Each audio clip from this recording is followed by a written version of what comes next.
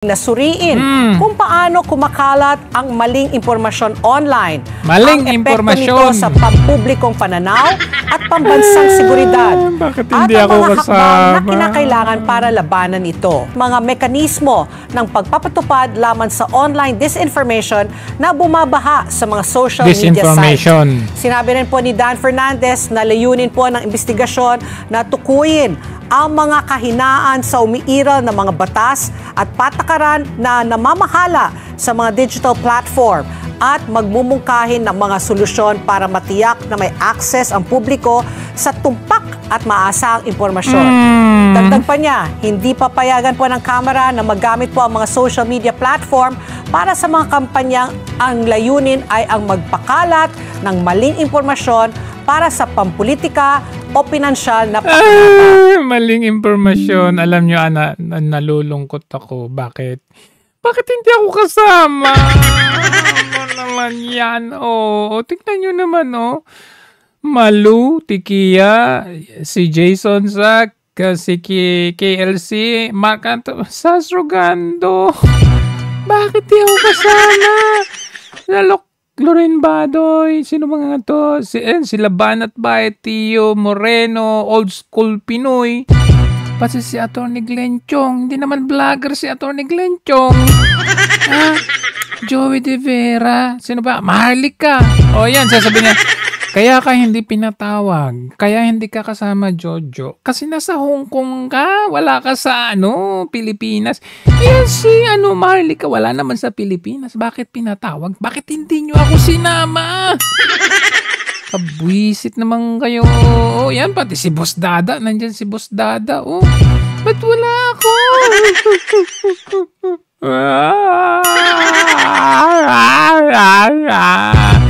Sino ba nasa ibang bansa dito nakasama? Tas ako nasa ibang bansa, hindi man lang ako kasama. Pero anyway, alam nyo, seriously, they want to send a clear message para sa atin lahat na nag-check and balance, na wag tayong kukontra sa kanilang interest kasi malalagay po tayo sa alanganin. At alam ninyo, hindi sila nagsagawa or magsasagawa ng hearing in aid of legislation kundi para lang tayo ay takutin. Alam nyo, nakikita ko dito, ang napipicture out ko dito, mamimili sila dito. Kung sino man ang dadalo dito kasi hindi naman lahat ng mga to dadalo mamimili sila dito ng kanilang iko-contempt. By doing so, maglalagay sila ng takot sa ating mga kaisipan, tayo ng mga vloggers, influencers, tayo ng mga nagsasalita, magkakaroon ng takot. They want to plant fear in us. So, siguro ang nakikita ko lang dito na pwede nilang pagbalingan. Hindi sila hindi sila babanat dito ng medyo, alam niyo na, like sila Banat Bay, Attorney Trixie. I don't think na magko-contempt sila dito ng Siguro pipili muna sila doon sa sa mga less, yung mga konti yung magagalit. Medyo konti-konti yung magagalit. Yun ang kanilang iko-contempt dito. And sabi ko nga, by doing so, ang mensahe nito ay hindi po, kasi kung tutusin, kung papansinin ninyo, yung mga natawa, yung mga invited dito ay mga DDS vloggers lang. Wala po dun sa panig nila like yung mga bangag vloggers like sila Coach Jarrett, 'di ba? Fake news din naman yun. Sabi niya nagtatago daw si VP Sara sa NBI, pero nandiyan naman nagpakita siya ano yung palusot nila. Sabi nila nung una, sabi ni Jarrett fake news daw si PRRD dun sa blanco na vice cam na yun, blankong papel doon. Pero, nung umamin din sila, umamin mismo si Bersamin, umamin sila Stella Kimbo, o anong palusot nila? Ano lang naman yun para sa grammatical error, clerical error. So may palusot sila. So kung talagang patas itong hearing na ito in aid of fucking legislation, freaking legislation, dapat both sides. Kasi nakita nyo naman ginawa nila sa Quadcom. Yung mga witnesses nila, yung mga kumukundi na lang sa mga Duterte. Bakit hindi sila nag-imbita ng, yung magsasabi man lang na maganda ang epekto ng ginawang drug war ni Duterte? Wala! Panay nagsasabi, EJK, human rights, ganun. Kung tutuusin nga, ang dapat nilang unang ipatawag dito at imbestigahan, eto, si Marcos, tingnan ninyo. Di ba misinformation at fake news to? Anong sabi niya? About is political na yan. Hindi na totoo yan. You go to any human rights advocate, there's nothing that we did. Lahat ng pumasok na pulis, hindi armado. Hindi daw armado? Walang baril. Kahit walang baril? Hindi kami gumamit ng tirgas. Walang tirgas. Nakita nyo, may tirgas. So ano yung human rights advocate? We're talking about is political na yan.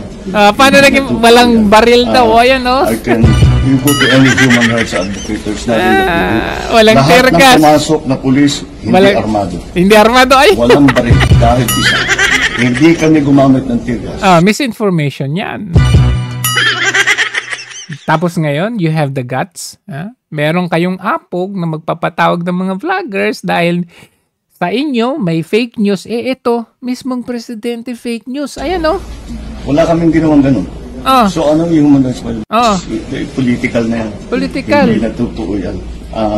You go to any human rights advocate, there's nothing that we did. Lahat ng pumasok na pulis, hindi armado. Hindi daw armado. Kita nyo may mga baril.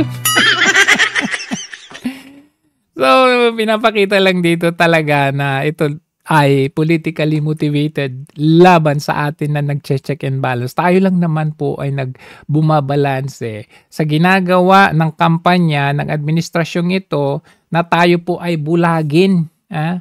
Kasi nung kanyang tatay kasi talagang sarado ang istasyon kasi kinuha ni Marcos Sr. yung mga istasyon. So, namamanipula nila yung istasyon. Sa panahon ngayon, mahirap kasi dahil meron tayong mga social media influencers, mga vloggers, tayo po ang bumabalanse doon sa pinapalabas lang ng mga mainstream media na pumapabor lang doon sa gusto ng administrasyon.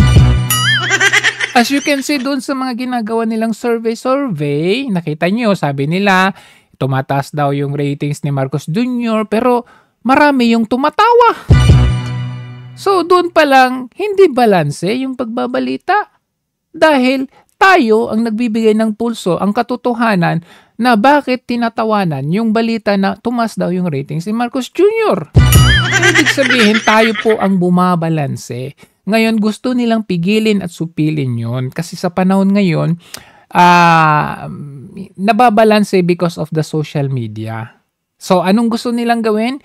Supilin, pigilin, takutin. By doing this, sabi nila in aid of legislation. Why do you need an aid of legislation? Meron naman na tayong batas with regard to fake news. Meron. Kung ano man yan, may libel, cyber libel. Ano pa ang reason kung bakit ipapatawag ang mga vloggers? Ayan, patawag nyo si Marcos Jr. dahil misinformation, disinformation, kasi nungalingan yung ginagawa niya. Naku po, Diyos mio. Pero hindi pa rin ako makamove on. Bakit hindi ako kasama dyan?